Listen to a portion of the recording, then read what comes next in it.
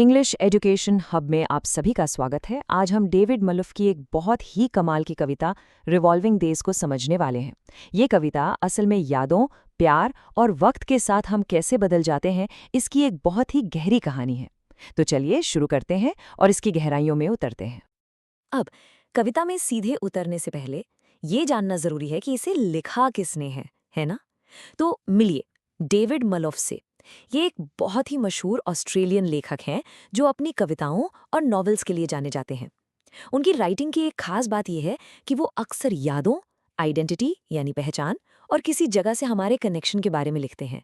और ये सारी चीजें, हाँ आपने सही सोचा, हमें इस कविता में भी देखने को मिलेंगी। ओके, तो अब जब हम पोएट के बारे में थोड़ा जान गए हैं, चलिए सीधे कविता की पहली पंक्तियों पर चलते हैं। और इसकी शुरुआत दोस्तों एक बहुत ही दिलचस्प पैराडॉक्स यानी विरोधाभास के साथ होती है। देखिए यहाँ स्पीकर क्या कह रहा है। वो इस प्यार को साफ साफ एक मिस्टेक, एक गलती बता रहा है।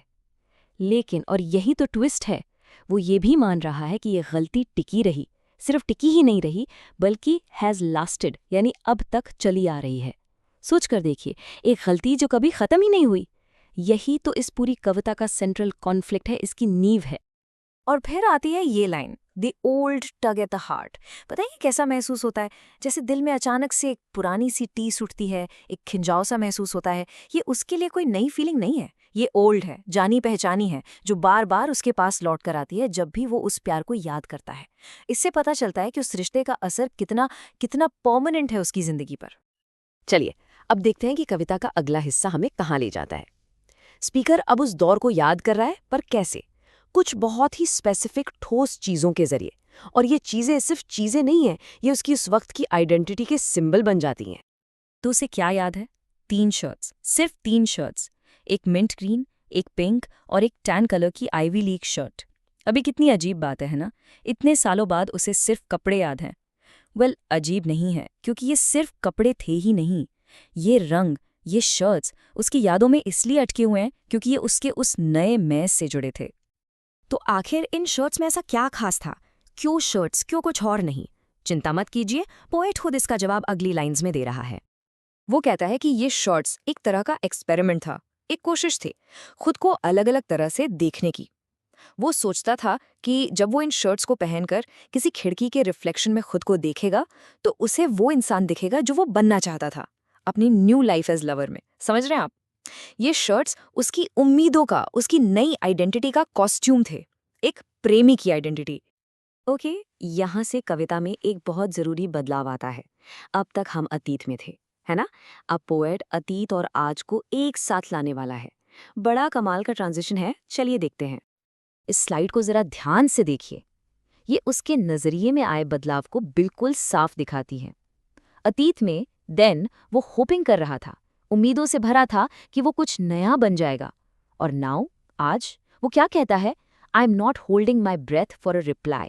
यानी अब उसे कोई उम्मीद नहीं है, कोई इंतजार नहीं है। ये सफर उम्मीद से शुरू होकर एक शांत सी स्वीकृति पर आ गया है। अब ये मिश तो देखिए कितनी पावरफुल है। वो कहता है कि कभी कभी जब वो आईने के सामने अपनी टाई बांध रहा होता है, एक बिल्कुल नॉर्मल रोज का काम, तो अचानक से one of those selves I'd expected, यानी उसके वो पुराने रूप जिनके वो सपने देखता था, वो कमरे में आ जाते हैं। सोचिए, एक सिंपल सा काम उसे सीधा टाइम ट्रैवल कराकर उसके अतीत से मिलवा देता है। एक पल के लिए अतीत ही वर्तमान बन जाता है। और फिर आती है ये लाइन जो ब्रैकेट्स में है।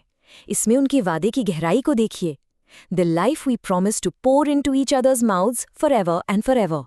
ये कोई छोटा मोटा वादा नहीं था, ये एक दूसरे में पूरी तरह समा जाने का वादा था, हमेशा के लिए। और स्पीकर के लिए ये वादा अभी भी जिंदा है। उन्होंने इसे टेकन बैक नहीं किया है, वापस नहीं लिया है। उसके दिमाग में वो वादा अभी भी टूटा नहीं है। और अब कविता अपने इमोशनल क्लाइमैक्स पर पहुंचती है। अब तक स्पीकर हमसे बात कर रहा था या अपने आप से, पर अब वो सीधे उससे बात कर रहा है जिसे वो प्यार करता था। ये लाइन्स देखिए, I am writing this for you wherever you are. कितनी बेबसी है इसमें। वो नहीं जानता वो कहाँ है, किसके साथ है, पर वो उसके लिए लिख रहा है।